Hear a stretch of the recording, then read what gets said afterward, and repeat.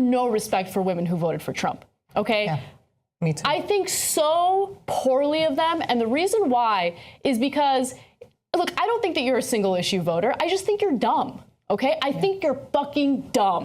When you vote for someone who openly treats women like second-class citizens, who talks about them as if they're nothing more than a piece of meat, who has been accused of sexually assaulting them, who has been caught on tape talking about groping them and grabbing them by the pussy without consent, yeah, you're an idiot. You're an idiot. So, Anna, have you moderated your view of Trump voters this time around? To say the least. That video I am not proud of, I will say that. And, you know, I had a very emotional reaction to news that Trump won in 2016.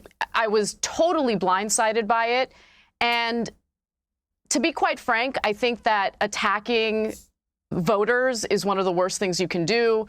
These are our fellow Americans, regardless of who they vote for, what they think. In order for this great experiment in America to work, we have to respect each other. And so that was 8 years ago. I'd like to think that I've matured since then, and I hope that I can prove that maturity through the work that I do today. That was Anne Kasparian slamming people for voting for Trump back then. But apparently, she is now ditching the Democratic Party. Before, she was a Dem, she was a liberal, but now she feels politically orphaned. And her reasoning is because she got basically attacked and molested by homeless people back then, and the liberals, the Democratic Party, the leftists actually would not be on her side.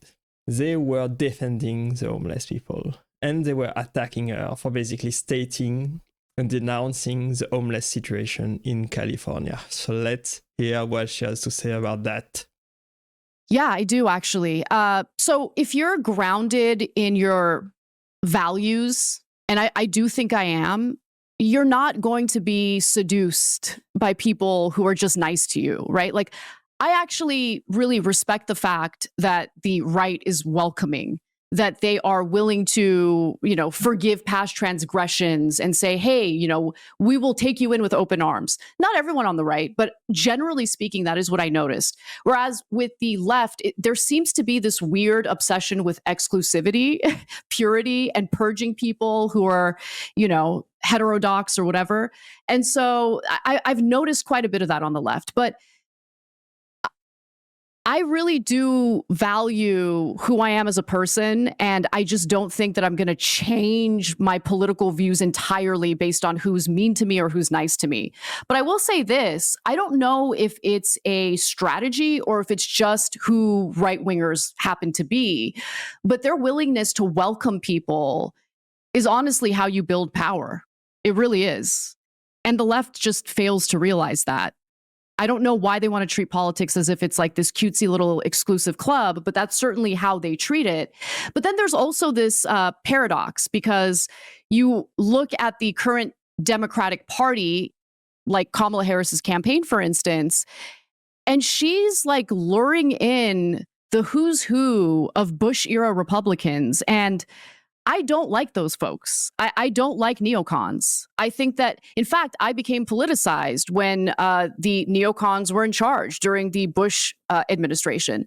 And the idea that I now have to just hold my nose and support Kamala Harris, even as she is talking about the value of having Dick Cheney endorse her and campaign with her, it just like grosses me out. So yeah, I can totally understand what she's saying right here. I feel like the Republican Party has been a little bit more welcoming, and basically welcoming people from every side, all Democrats and the working class, and people that basically left the Democratic Party to find their own voices, to find people that would actually care about their own issue and support them.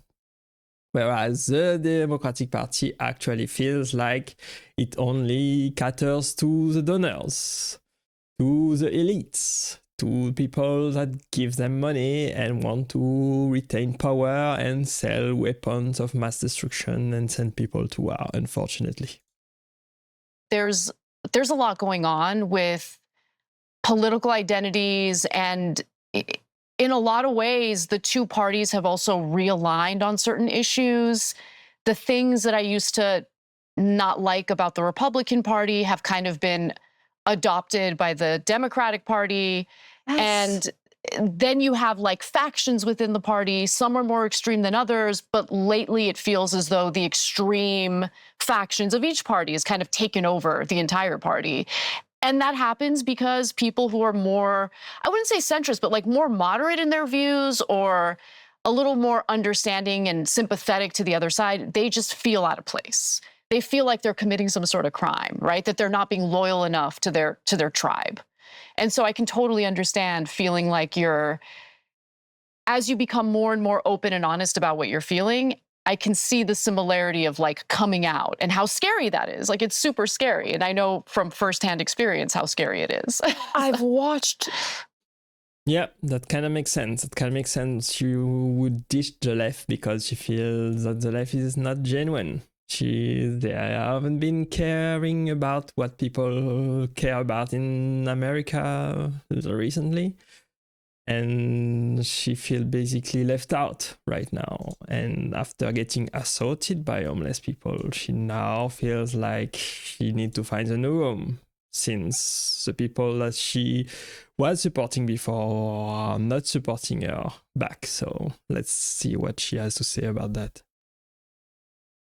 As I'm walking my dog, I see these two guys that were just kind of like moving around weirdly. You know, they seemed kind of manic and their clothes were tattered. So I knew that they were probably homeless. And I also knew that they're probably on something just based on like the twitchy way they were acting.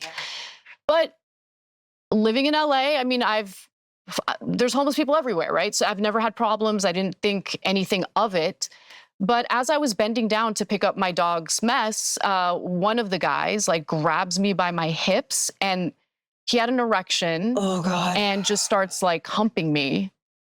And I didn't know what to do. Like I was terrified. I didn't have a weapon on me. Yep. Like I had no way of defending myself. I didn't know how far it was going to go because it's two guys. I'm by myself with my little dog. It was one of the most terrifying things ever, because I'm pretty good at defending myself. In that moment, I just knew there was no option. No way. Yeah. Yeah. And luckily, he stopped, and they just laughed at me and walked away as they were laughing at me. And so there was the fear, and then the humiliation, and weirdly shame. Like I felt ashamed for some reason, and it was awful. And it was really taking a toll. Yeah, I can totally understand her. It's not the best feeling in the world, and basically getting assaulted and having basically no power, no way out, nothing you can do is really, really terrifying. But the situation in LA and in California in general with homelessness has been getting worse, unfortunately. So hopefully it will get fixed soon. On my mental health, because I have to walk my dog, right? So at least 2 or 3 times a day, I'm going outside kind of scared. And so I opened up about this on the show, not really thinking much of it. And before I know it, I'm starting to get these messages, and it's like really, really harsh stuff. And it's about how you are painting a picture of the homeless community. You know, how could you be like this? You know, these are your unhoused neighbors and they need help. A few people accused me of being racist when I had never disclosed the race of the individuals who did this to me. And in fact, they were white. And so like when they started accusing me of being racist, I'm like, wait a minute. Why are you assuming that the people who did this? Of course. Yeah, like, I think you might have a problem here. Exactly. Yeah, and that woke me up. That woke me up because I'm like, oh my God. They eat their own, mama. Some of the people. They eat their own on the extreme left. Some of the people that I've associated myself, because I thought these are the good people. Yep. These are the ones who don't treat others differently based on their skin colors. No, they definitely have stereotypes in their head and are totally blind to the fact that they have those stereotypes and in fact go around accusing others of being bad actors when they themselves need to do the work. You know, they themselves need to do the work, right? So I think she is generalizing a bit. There's bad people on both sides. There's bad people on the right side of the political spectrum, and there's bad people on the left side as well. So you should not go to the extreme. You should be respectful of other people's opinion, of other people's experiences, and who they voted for, and try to understand and be compassionate about their own situation in every cases, whether they're on the left or they're on the right? And I think what she is talking about right here is the vocal minority, the far left that basically spreads online and accuse people of not behaving the right way according to their ideal vision of how everyone should behave and the world should behave. But not everybody on the democratic side is like that, fortunately. Phrase they like to say a lot: do the work and ask yourself, why did you have that stereotype in your head? Oh my gosh, did you see, you said you watched a little bit of the interview I did with Matt. Did you see the video where the guy's going around saying our voter ID laws racist? And all the white people say, yes, they are. And when they're asked why, they're like, well, you know, they'd have to know how to use a computer. Well, they'd have to have data plan. Well, you know, they don't have anywhere to go with this ID. And I thought, it doesn't get more. They don't see it. It does not get more racist than you thinking a person of color has nowhere to go with their ID, doesn't have the money for a data plan, can't figure out how to find the DMV on the web.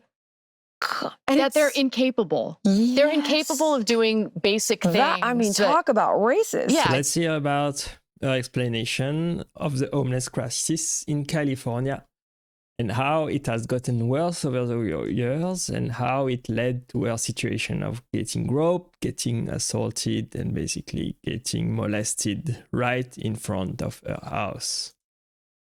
We have literally squandered $25 billion on the homeless issue over the last 5 years. And I say squandered because there was recently an audit that wanted to see, like, okay, where did the money go? Because over the last 5 years, we've spent all this money, but homelessness has exploded.